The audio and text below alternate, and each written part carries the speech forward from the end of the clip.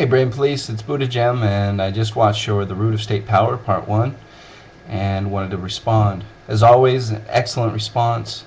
You're, I think, one of the best voices of market anarchism on YouTube. Far better than StephBot, who I don't understand why he's so popular, but I think you're a much better voice. To get into the confusion part, now, my first response is simply that there are a lot of confused and confusing voices on the market anarchist side, and I'll just give a couple examples. One, I've been in the Stickam room and heard a guy like Thor Meidersaw basically sing the praises of Bill Gates and how he's been justly rewarded for his work, which is completely ridiculous. The man is a parasite, and I think even a market anarchist, hopefully you'll agree, would see him as the epitome of what is wrong with the current system.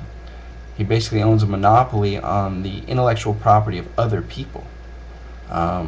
He is not the creator of Windows.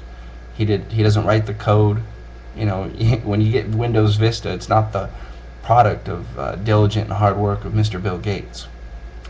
And so, you know, on one side, another side again is Luke, who, while I like the guy, he's so loose with the term, for instance, free market, which means everything to Luke. It's, you know, private institution, it's capitalism, it's freedom, it's free association. I mean, go on through his videos, and I don't see you or other market anarchists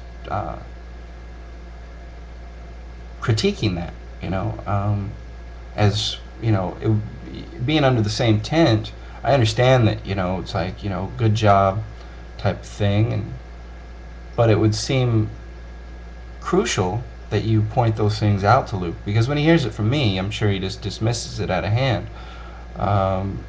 So I think part of the confusion could be stemmed if there was a more clear message coming from market anarchists as a whole. You, I think, are definitely an exception to this, and it's one of the reasons I enjoy these responses.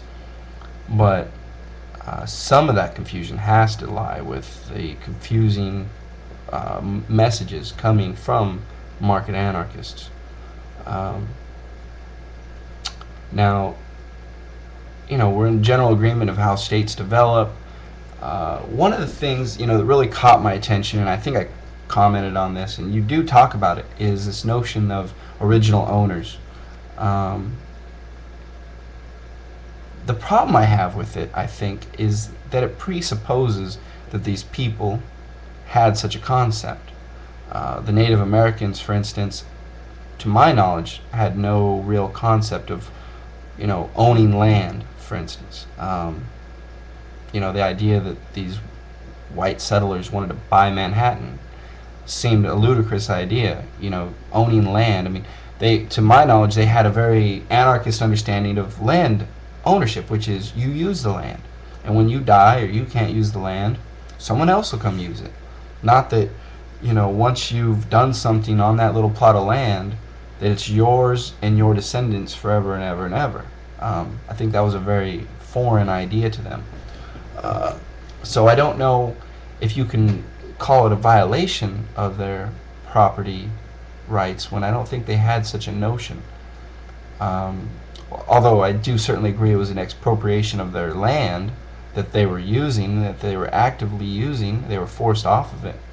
So maybe this is semantics, but I think it's kind of important to you know, when we talk about original owners, well, those original owners might not have conceived of themselves in such a way.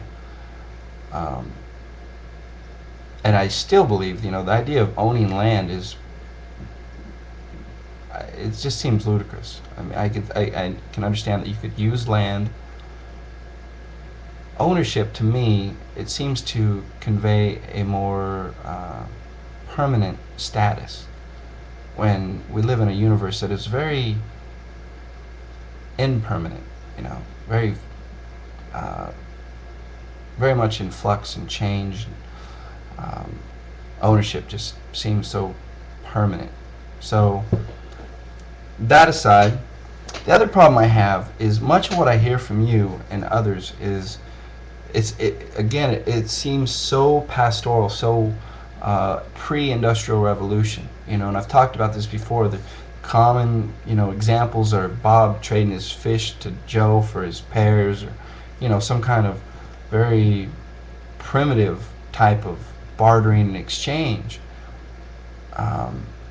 And I'd like to hear you talk more about this, because in this advanced industrial age we live in, there are very few goods that are the product of one person. Almost anything you could look around your house, look at the home you live in, it is the product of lots of people working together. Hundreds, thousands, millions of people working together across this globe to produce the goods that we all use and like. And what I wonder is, how does your notion of private property, like, it sounds good, mix my labor with the land, and I understand that, and I think we're in agreement there. How does that carry into an advanced industrial age where my whole job may be just to put the rivets in a pair of sneakers? Someone else did the sole, someone else stitched the upper, someone else did made the shoelaces. However many people are involved in that process. Maybe there's 50 of us. I don't know. I know, but for the sake of argument, how do you conceive of ownership in such a thing? I mean, the final product is a shoe. Took, I don't know, let's just say 50 people to make. Do we each own a 50th of that shoe? And well, you get what I'm saying. I'd like to hear you talk more about this in an advanced industrial age, homesteading.